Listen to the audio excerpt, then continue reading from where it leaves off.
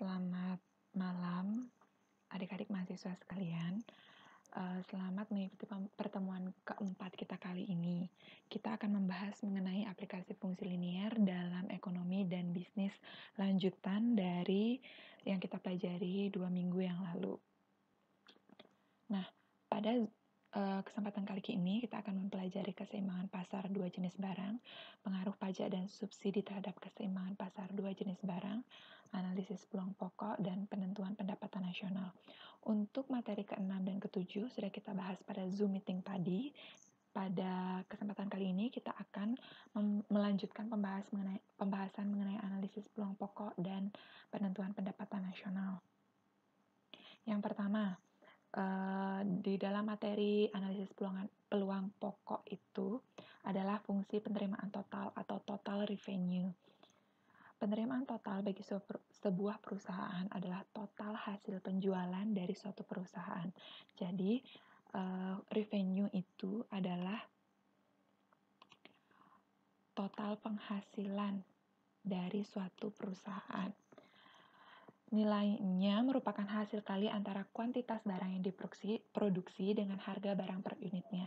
Jadi, hasil kali antara banyak barang yang diproduksi dengan harga barang per unitnya.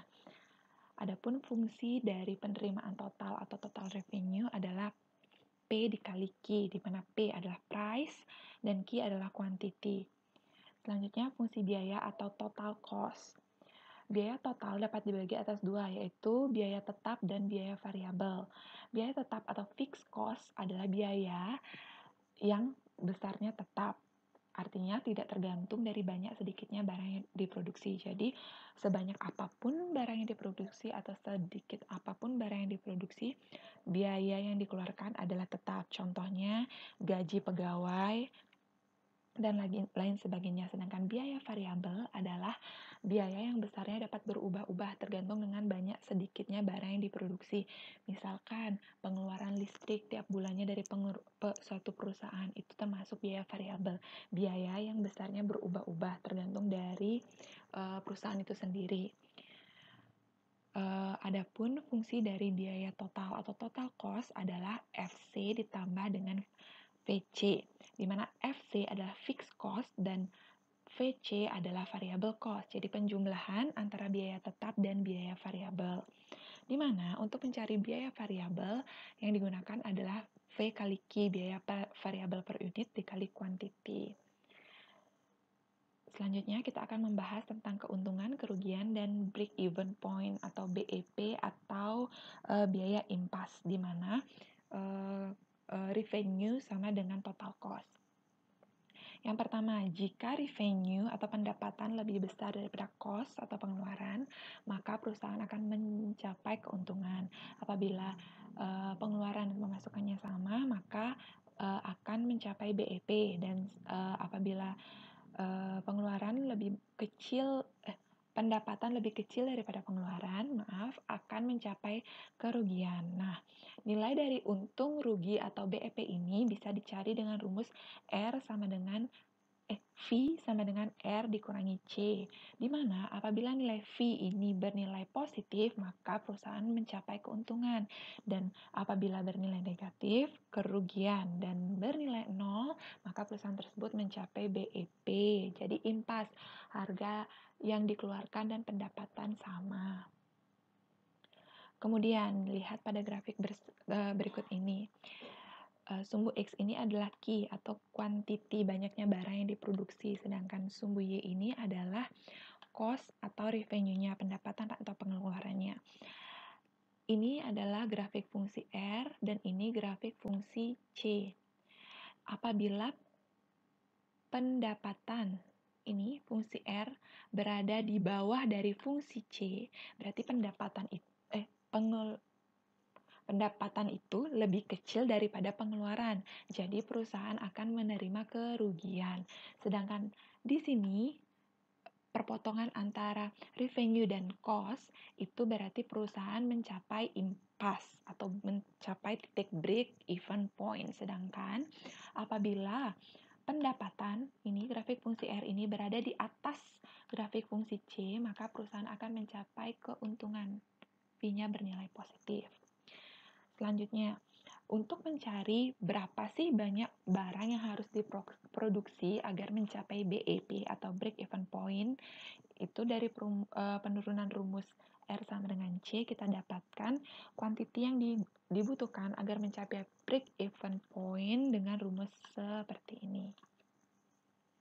Selanjutnya kita akan membahas, pada pertemuan kali ini kita akan membahas lebih banyak mengenai contoh soal.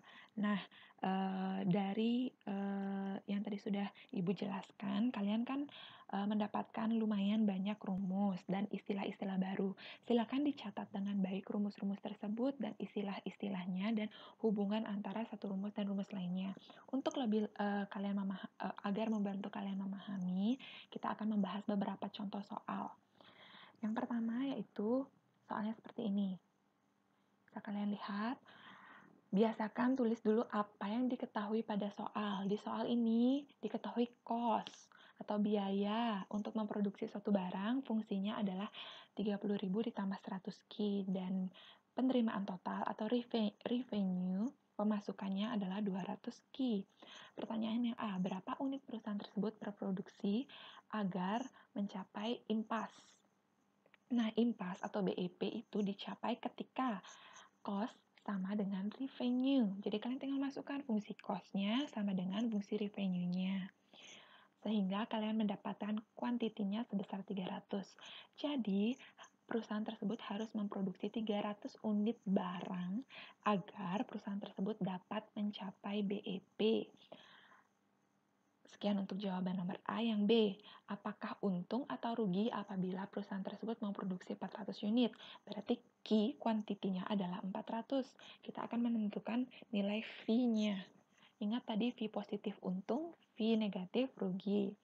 Kita masukkan rumus V, R dikurangi C, didapat nilai V adalah 10.000. Nilai V tersebut positif, berarti perusahaan tersebut akan menerima keuntungan apabila barang yang diproduksi 400 unit. Untuk perhitungannya tidak akan Ibu jelaskan dan tidak akan Ibu bacakan, kalian bisa lihat sendiri ya. Apabila kalian bingung, bisa di-pause video ini, diperhatikan dulu, diorek-orek, dicatat agar kalian bisa memahaminya. Selanjutnya, soal nomor 2. Seperti ini. Seperti biasa, kalian tulis dulu yang diketahui. Sejenis barang diproduksi dengan biaya tetap, berarti FC, fixed cost-nya adalah 5.000. Biaya variabel per unit, V, berarti biaya variabel per unit adalah 20, dan harga jual, price-nya adalah 30 per unit. Nah, setelah kalian mencatat yang diketahui, sekarang kalian lihat yang ditanyakan, tentukan kuantitas impas. Untuk mencapai suatu kuantitas impas atau BEP berarti C sama dengan R, di mana C adalah FC ditambah dengan VC. Jadi FC-nya kan sudah, tunggu sebentar, FC-nya kan sudah kita ketahui adalah 5.000. 5.000 berarti kita tinggal mencari VC-nya saja. Bagaimana cara mencari VC? Rumus VC adalah V dikali Q, di mana V-nya 20 dan Q, kita tetapkan saja Q. Dan kalian mendapatkan fungsi dari biaya total adalah 5.000 ditambah 20 Q. Selanjutnya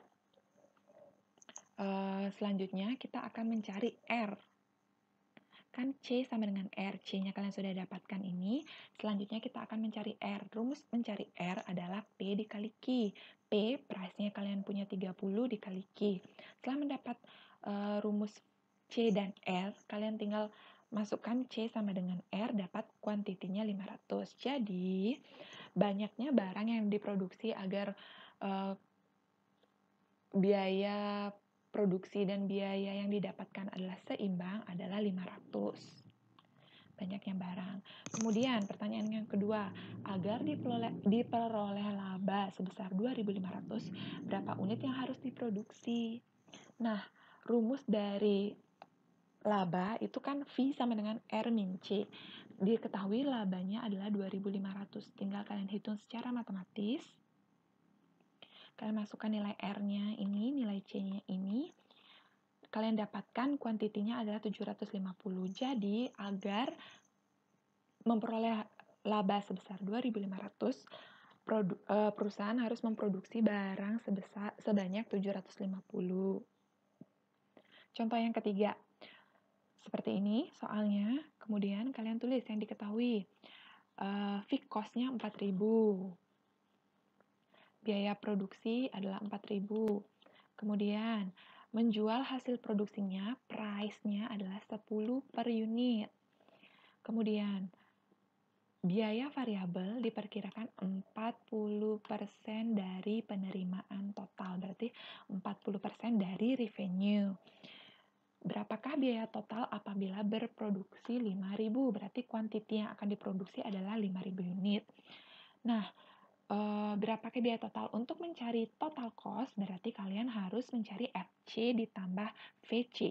FC-nya sudah ada 4.000, berarti yang kalian cari tinggal VC-nya saja, di mana VC adalah 40% dari R.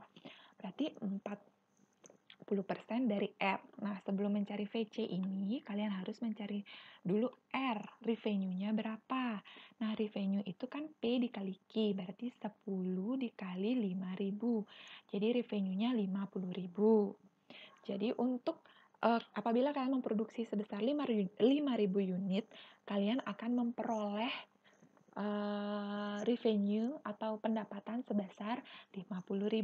Nah, maka VC-nya atau variable cost-nya itu tinggal 40% dari 50.000 yaitu 20.000. Jadi, cost-nya atau total produksinya tinggal ditambah, kalian mendapatkan 24.000. Baik, sekian materi tentang revenue dan cost dan break-even point.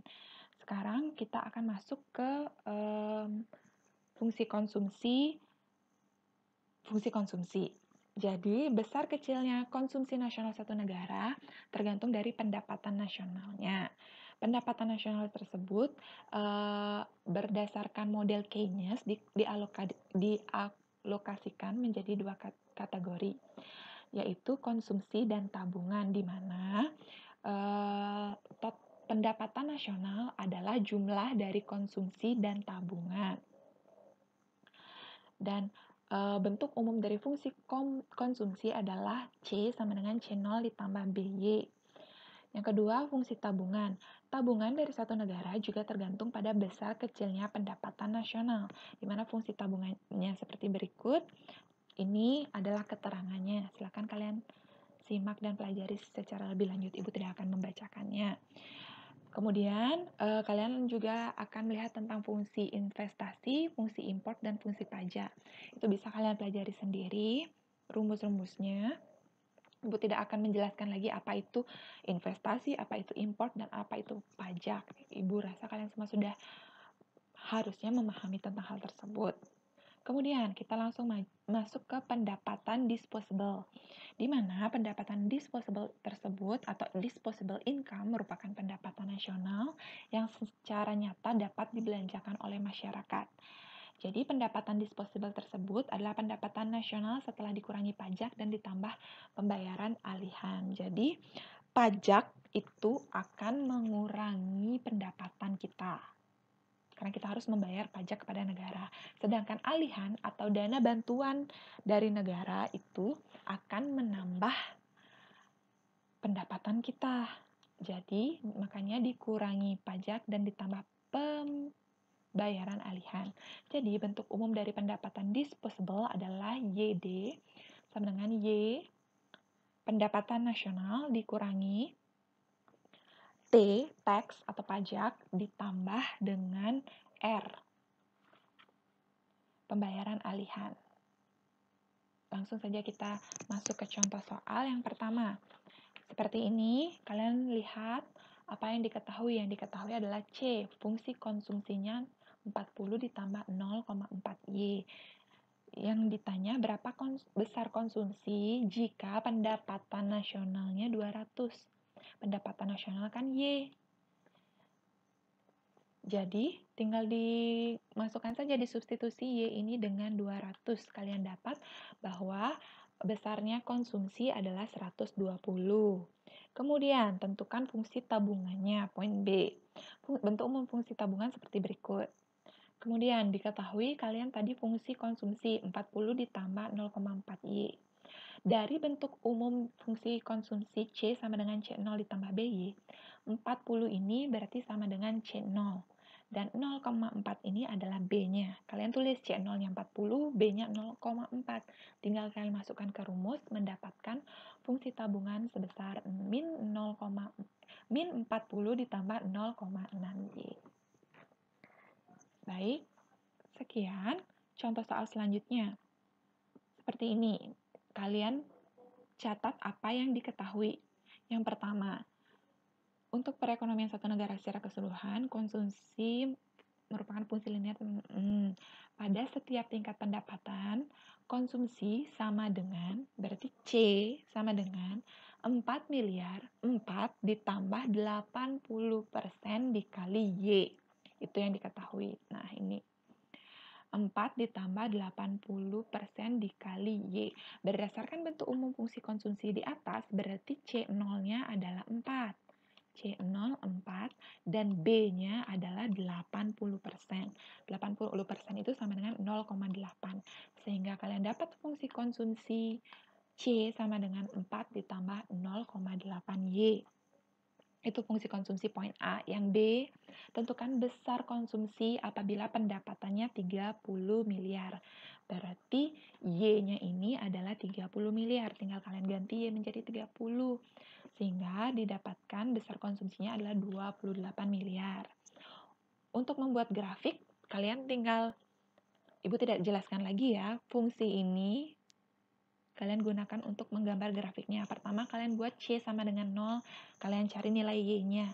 Kemudian yang kedua, kalian buat Y sama dengan 0, kalian cari nilai C-nya. Tinggal digambar di sumbu koordinat. Ini Y, dan ini C. Selanjutnya, soal berikutnya. Diketahui fungsi konsumsi adalah 40 ditambah 0,8 YD. YD berarti adalah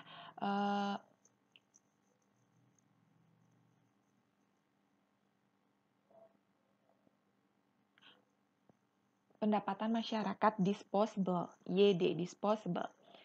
Jadi kemudian dari konsumsi ini pemerintah menerima pajak sebesar 12 dari masyarakat dan memberikan pembayaran alihan sebesar 4 kepada masyarakat. Nah, jadi diketahui T-nya, pajaknya, tax-nya 12 dan alihannya sebesar 4. Berapa besar konsumsi masyarakat bila pendapatan nasionalnya adalah 300? Jadi YD rumusnya adalah Y dikurangi T ditambah R. Kalian mendapatkan YD-nya adalah 292. Tinggal kalian masukkan ke rumus ini, fungsi konsumsi ini. Ganti YD-nya menjadi 292. Kalian mendapatkan 273,6. Selanjutnya, tahun lalu satu negara pendapatannya 1000, pengeluarannya 900. Tahun ini pendapatannya 1200, sedangkan pengeluarannya 1040. Nah, ingat tadi sumbu X itu Y, sumbu Y itu C, berarti Y, C. Kalian mendapatkan titik dalam bentuk Y, C. Dari 2 tahun ini, kita mendapatkan bahwa ada 2 titik, 1000,900 dan 1200,1040. Fungsi konsumsi itu sebenarnya kan adalah fungsi linier ya, fungsi linier.